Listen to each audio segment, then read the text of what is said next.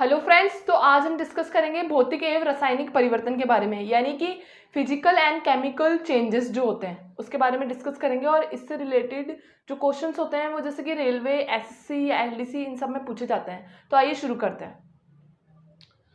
तो देखिए, आप सब जानते हैं कि भौतिक व रासायनिक परिवर्तन यानी कि हमारे दैनिक जीवन में आसपास में बहुत सारी ऐसी चीज़ें होती हैं जिसे हम देखते हैं, जैसे कि दूध से दही का बनना, या फिर दूध का फटना जिससे क्या बनता है, पनीर बनता है, या फिर रबड़ बैंड का खिंचना। तो क्या होता है, किसी में आकार, अवस्था परिवर्तन वगैरह होता है। तो उसी के बारे में आज बताऊंगी मैं आपको। तो देखिए, सबसे पहली बात है कि ये भौतिक परिवर्तन। तो क्या होता है भौतिक परिवर्तन, इसकी डेफिनेशन क्या है? तो क्या है, वह पदार्थ जिसके भौतिक जो गुण होते हैं, भौतिक गुणों में क्या होता है, परिवर्तन होता है, पर रासायनिक गुणों में कोई परिवर्तन नहीं होता। ठीक है, उसे क्या कहते हैं, भौतिक परिवर्तन कहते हैं। अब कैसे? तो देखिए, एग्जाम्पल के थ्रू आपको ज्यादा समझ में आएगा। जैसे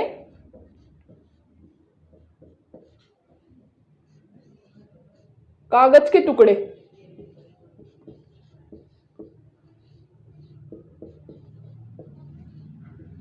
टुकड़े होना। ठीक है, कागज के टुकड़े होते हैं, हो जाते हैं। उसके बाद में अगर हम वापस, मतलब इसकी कोई रासायनिक अभिक्रिया नहीं हो रही ना, कागज के टुकड़े हो रहे हैं, कोई परिवर्तन तो नहीं हो रहा इसमें। अगर हम चाहें तो एक कागज की वापस लुगदी बना के वापस से पुनः कागज का निर्माण किया जा सकता है ना, जैसे एक न्यूज़पेपर का होता है वैसे।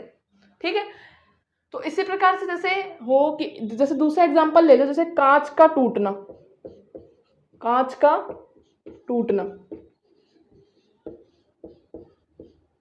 तो कांच का टूट जाता है कांच, तो परिवर्तन मतलब कोई परिवर्तन तो नहीं हो रहा, रासायनिक अभिक्रिया तो नहीं हो रही कि कांच परिवर्तन होकर कुछ और बन रहा हो, नहीं ना।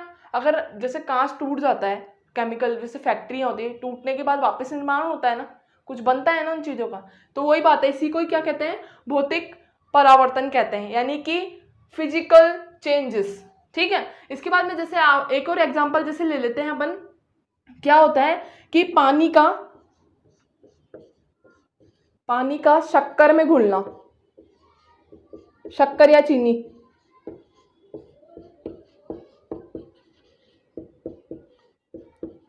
अगर ये पानी में शक्कर घुल जाती है तो कोई चेंजेस तो नहीं हो रहा ना। वैसे मुख्य रूप से क्या होता है कि भौतिक व रासायनिक, शेष रूप से भौतिक व रासायनिक परिवर्तन ही होता है। क्योंकि एक बार पानी अगर शक्कर में घुल जाती है तो क्या होता है, वापस वो शक्कर थोड़ी बन सकती है। ये दोनों परिवर्तन होते हैं इसमें, पर इसकी अवस्था वगैरह में कोई चेंज नहीं होता है, वो ही रहता है। अगर जम जाती है शक्कर तो फिर थोड़े बहुत क्रिस्टल पाए जा सकते हैं उसके। ठीक है, इसी प्रकार से 3 एग्जाम्पल है तो आपको समझ में आया होगा। या फिर एक और ले लो कि लोहा, चांदी या मोम का पिघलना, मोमबत्ती, मोमबत्ती का पिघलना। अब इसमें क्या परिवर्तन हो रहा है भाई, लोहा अगर पिघला जा सकता है या लोहा पिघलता है जैसे कि, तो उसमें क्या होता है कि पिघल जाएगा। अगर उसको वापस ठोस अवस्था में लेना हो तो ले सकते हैं ना, वापस बन जाएगा। चांदी पिघल के वापस ठोस अवस्था में वापस आ सकती है, मतलब इसके कोई भौतिक गुणों में कोई परिवर्तन नहीं हो रहा। मतलब इसमें ये होता है, भौतिक परिवर्तन होता है जिसमें अवस्था, रंग, आकार में कोई मतलब परिवर्तन होता है इन चीजों में संगठित रूप से, पर रासायनिक अभिक्रिया नहीं होती है इसमें। कि जैसे कोई एक पानी है, पानी का गिलास है, अगर उसको हम, या बोतल है, कोई चीज है, तो पानी के गिलास से अगर बोतल में डाल देते तो बोतल की आकृति आ जाती है। या किसी बोतल को हम फ्रीजर में डाल देते हैं बर्फ जमने के लिए, तो बर्फ जम जाएगी। ठीक है, और वापस उसको पिघलाएंगे तो वैसे ही वो दूसरी बोतल में वही आकार बन जाएगा। तो भौतिक अवस्था में परिवर्तन होता है, रासायनिक अभिक्रिया में कोई परिवर्तन नहीं होता। ऐसा नहीं होता कि दूध से दही बन जाता है, ऐसा नहीं होता इसमें। ठीक है, उसे भौतिक परिवर्तन कहते हैं। इसके बाद में नेक्स्ट आइए आप, रासायनिक परिवर्तन यानी कि केमिकल चेंज। क्या होता है रासायनिक परिवर्तन? देखिए, वह पदार्थ जिसमें क्या होता है, एक पदार्थ से नए पदार्थ बनते हैं, नए पदार्थ का निर्माण होता है, तथा रासायनिक अभिक्रिया जिसमें पाई जाती है संगठित रूप से, वह क्या कहलाते हैं, रासायनिक परिवर्तन कहलाता है, यानी कि केमिकल चेंज कहलाते हैं। अब एग्जाम्पल के थ्रू समझाऊंगी जिससे आपको ज्यादा समझ में आएगा। तो जैसे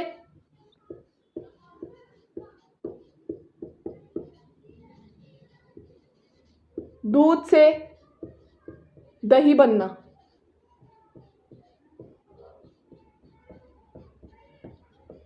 दूध से दही का निर्माण होता है। तो इसमें क्या हो रही है, रासायनिक अभिक्रिया हो रही है। अब आप सोचेंगे कैसे, भाई दूध से अगर दही बन गया तो उसके बाद में दूध थोड़ी बन सकता है, रासायनिक अभिक्रिया हुई ना इसमें, है ना। अब जैसे दूध है, अब एक और एग्जांपल ले लिए, जैसे आप ये ले लो, दूसरा ले लो कि दूध का फटना, या ले लो लकड़ी का जलना, नहीं अगरबत्ती का जलना।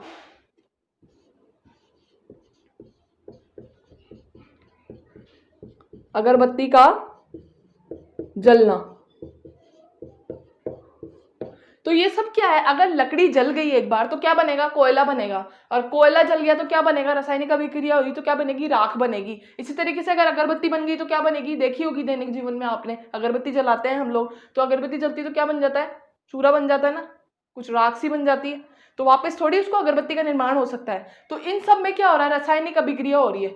रासायनिक अभिक्रिया वह होती है जिसमें पदार्थ, एक पदार्थ से नए पदार्थ का निर्माण होता है, वापस उसी अवस्था में नहीं आता, आयतन वगैरह रंग बिल्कुल चेंज हो जाता है, जिसमें उसे क्या कहते हैं, रासायनिक परिवर्तन कहते हैं। ठीक है, इसके बाद में क्या बताऊंगी मैं आपको, डेफिनेशन के थ्रू बता दिया है। अब देखिए कई बार क्वेश्चन ये भी होता है कि भौतिक व रासायनिक परिवर्तन में अंतर बताइए। ठीक है, तो एक ही ऑब्जेक्टिव क्वेश्चन के थ्रू पूछ सकता है वो आपसे, तो क्या पूछेगा, देखिए अब मैं आपको डिफरेंस भी बता देती हूँ इसमें। तो देखिए, इस परिवर्तन में भौतिक गुणों में परिवर्तन होता है ना, रंग, आकार, आयतन, तो मैंने बताया ही था, रंग, आकार, आयतन। जैसे कि आप ले लीजिए, कोई पानी ले लीजिए, पानी को किसी बर्तन में डाल दोगे तो वो वैसा आयतन ले लेगा, आकार ले लेगा, तो वही बात है। ठीक है, इसके बाद में रासायनिक जो परिवर्तन है, यानी कि केमिकल चेंज में अंतर क्या है, इस परिवर्तन में नया पदार्थ बनता है, मैंने बताया था डेफिनेशन में, जिसके गुण मूल पदार्थ से भिन्न होते हैं, अलग होते हैं। ठीक है, डिफरेंट होते हैं। ठीक है, इसके बाद में क्या है कि सेकंड है, पदार्थ के रासायनिक संगठन परिवर्तन नहीं होते हैं, रासायनिक संगठन में परिवर्तन नहीं होता है, रासायनिक अभिक्रिया नहीं होती, किसमें, भौतिक या परिवर्तन में। पर इसमें क्या होता है, पदार्थ के रासायनिक संगठन परिवर्तित होते हैं, अगर अंतर डिफरेंस पूछ ले तो। ठीक है, इसके बाद में नेक्स्ट है, परिवर्तन अस्थायी व क्या होता है, अक्रमणीय होता है। ठीक है, पर इसमें क्या होता है, परिवर्तन जो होता है वो स्थायी होता है और अनुक्रमणित होता है, यानी कि इसमें तो क्या होता है, अस्थायी होता है। अगर बर्फ है, पानी है, अब बर्फ बन जाती है तो वापस वो क्या बन सकता है, पानी बन सकता है। पर अगर यहाँ पर दूध है और दूध अगर फट जाता है तो वो वापस दूध नहीं बनेगा, वो उसके बाद में पनीर ही बनेगा। ठीक है, तो इसी तरीके से मैंने डिफरेंस बता दिए हैं आपको। फिर इसके बाद में क्या है, ऑक्सीकरण व अपचयन अभिक्रियाएं, तो ये क्या होती है। तो दोस्तों जैसे मैंने भौतिक और रासायनिक समझाया ना, तो इसमें क्या होता है, इन सभी ये जितनी भी अभिक्रियाएं हैं ना, तो इसमें रासायनिक परिवर्तन होता है। तो इससे रिलेटेड क्या क्वेश्चन आते हैं, तो हमें अगर थ्योरी पता होगी तो हम ऑब्जेक्टिव जो क्वेश्चंस आएंगे तो उसमें प्रॉब्लम्स नहीं आएगी हमें। ठीक है, प्रॉब्लम नहीं आएगी करने में। तो देखिए, ऑक्सीकरण अभिक्रिया होती क्या है, तो क्या होता है, जिस अभिक्रिया में विद्युत ऋणी पदार्थों का सहयोग करता है, यानी कि विद्युत ऋणी यानी कि ऑक्सीजन क्या करता है, सहयोग करता है, तथा विद्युत धनी तत्व पदार्थों का निष्कासित करते हैं, मतलब कि निष्कासित यानी कि हाइड्रोजन निष्कासित हो जाता है। जैसे कि आपने एक बैटरी वगैरह देखी होगी, तो जब वो जलती है या चलती है तो क्या होता है, जब उसमें करंट यानी कि विद्युत धारा फैलती है तो वह विद्युत ऋणात्मक से धनात्मक की ओर जाती है, मतलब गति करती है। तो इसमें क्या है, ये क्या है, रासायनिक अभिक्रिया हो रही है जिसमें क्या होता है, परिवर्तन होता है। ठीक है, तो जैसे कैसे समझ में आएगा आपको, जैसे मैंने उदाहरण दे रखा है, ये रहा, तो क्या है, ये सल्फेट है, यानी कि S+O2 यानी कि ऑक्सीजन है ना, तो क्या बना, SO2। ठीक है, फिर है 2SO2, ठीक है, प्लस O2 यानी कि ऑक्सीजन, तो क्या बना, 2SO3 बना, इससे क्या बना, 2SO3 बना, ये बना। तो क्या हुई, अभिक्रिया हुई। अब इसी ये अभिक्रिया हुई ना, तो इससे क्या बनेगा, तो C+O2 है ना, CO2 है ना, फिर क्या बना, PbS। तो ये क्या है, एक लेड सल्फेट है, यानी कि 2SO2 लेड सल्फेट यानी कि गंधक अम्ल है, जो क्या कर रहा है कि हाइड्रोजन क्या कर रहा है, उसको निष्कासित कर रहा है। तो 2SO2 तो क्या बना, PbSO4 यानी कि लेड सल्फेट क्या हुआ, यहाँ से 2 और 2 यहाँ से ऑक्सीजन से ले लिया, तो यहाँ क्या हो गया, 4 हो गया है, ऑक्सीजन की जो मात्रा होगी कितनी होगी 4 होगी। तो मैंने यही बोला था आपको कि ऑक्सीजन का तो क्या करता है, ये सहयोग करता है और हाइड्रोजन को क्या करता है, त्यागता है। तो ये बन गया देखिए, ठीक है, ये अभिक्रिया वैसे पूरी बनी है तो ये बन गया। तो ये होती है, क्या होती है, ऑक्सीकरण। तो ये क्या होती है, ऑक्सीकरण अभिक्रिया होती है, जिसमें क्या होता है कि ऑक्सीजन का तो सहयोग होता है रासायनिक अभिक्रिया में और हाइड्रोजन का त्याग होता है। ऋणात्मक से धनात्मक की ओर गति होती है, ठीक है। इसके बाद में नेक्स्ट है अपचयन अभिक्रिया। तो जैसे कि मैंने आपको बताया था नेक्स्ट अभिक्रिया यह है।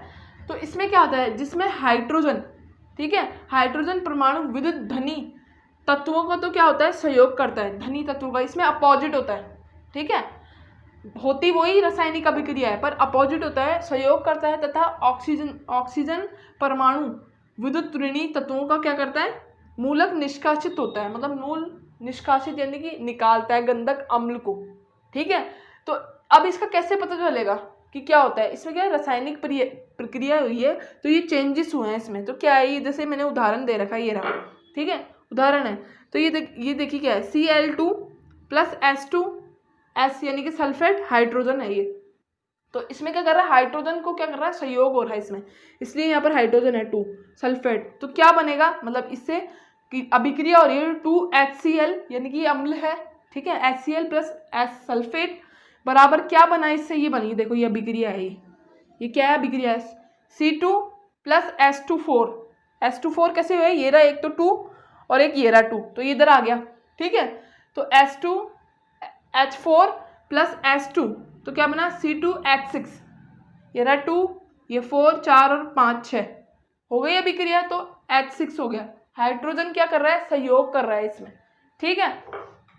तो ये क्या कहलाती है, अपचयन अभिक्रिया यानी कि रासायनिक अभिक्रिया कहलाती है ये, जिसमें क्या होता है कि जो हाइड्रोजन की तो सहयोगिता होती है और सहयोग करता है और ऑक्सीजन क्या करता है, निष्कासित करता है, तत्वों को निष्कासित होता है इसमें, इस अभिक्रिया में। इसके बाद में क्या है, नेक्स्ट जो अभिक्रिया है वो क्या है, रेडॉक्स अभिक्रिया। तो रेडॉक्स अभिक्रिया क्या होती है, सबसे पहली बात तो यह है कि ये जो ऑक्सीजनीकरण अभिक्रिया है और अपचयन अभिक्रिया है, ये जो अभिक्रिया है एक दूसरे एक में तो क्या होती है, ऑक्सीजन की अभिक्रिया होती है और एक में रेडॉक्स की अभिक्रिया होती है, जो इसमें समझ में आ जाएगी आपको। तो कैसे, वह रासायनिक अभिक्रिया जिसमें ऑक्सीजनीकरण का अपचयनीकरण और अपचयन दोनों साथ होती है, ये अभिक्रिया, ये भी रासायनिक अभिक्रिया है, पर इसमें क्या होता है, रेडॉक्स अभिक्रिया कहलाती है, ठीक है।